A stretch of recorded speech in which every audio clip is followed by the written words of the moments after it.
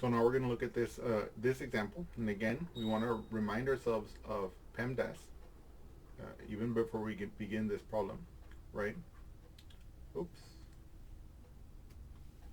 Okay. So we look at this admittedly much more complicated looking expression. We can see that, let's read it together first. 5 times, open parentheses, 4 minus 2, close parentheses, cubed, minus 4 plus 7. So we look at our PEMDAS over here, and we ask ourselves, what is the first thing we have to look for? We have to look to see if there are any expressions in parentheses, and you can see right away that there's this expression in parentheses. So that's the first thing that we're going to have to simplify. And we know that 4 minus 2 is 2. So we're going to have, so let me write that down here. So that's going to be equal to 5 times 4 minus 2 is 2. So that's 2 cubed minus 4 plus 7. We now ask ourselves again, is there any parentheses that need to be simplified? No. Are there any exponents that need to be simplified? Yes. You can see here in this expression, I have a 2 cubed. That expression has an exponent. So we're going to have to simplify that first. Let's look at what that's going to be. So if I have 2 to the cube power, that means I'm going to have 3 copies of 2 being multiplied, 3 copies of the 2 being multiplied together. So that's going to be 2 times 2 times 2. So now, if I multiply these 2 first on the left, I get 2 times 2, that's 4. And I bring down the times 2. And so that's just 8 here.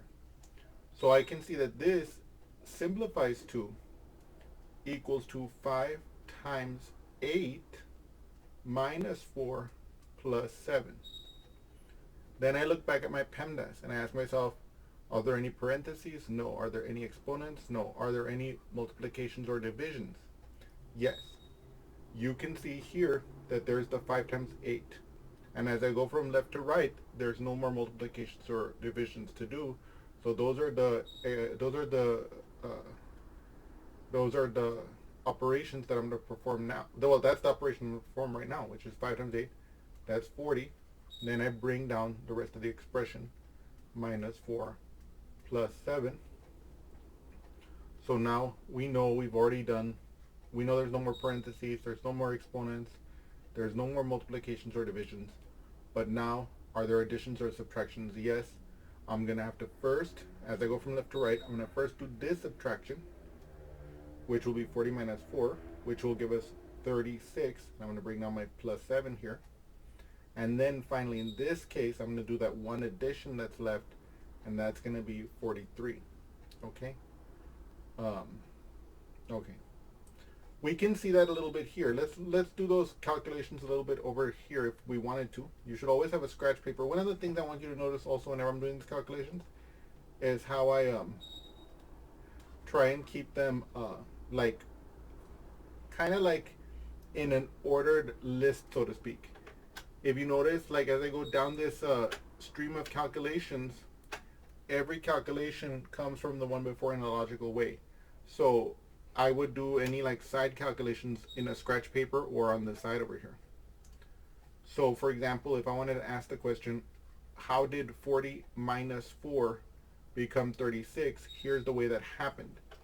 So I asked myself, can I take away 4 from 0? And of course the answer is no, because 4 is bigger than 0.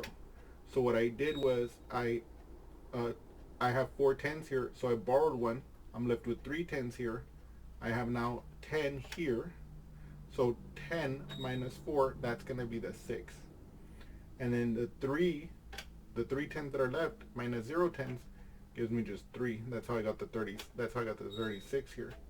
Oh, and I forgot to note this was a plus 7, right? Okay, yeah. And then of course when I did the 36 plus 7, the 36 plus 7, well, 6 plus 7, that's 13. So I bring down my 3 and I carry my 1.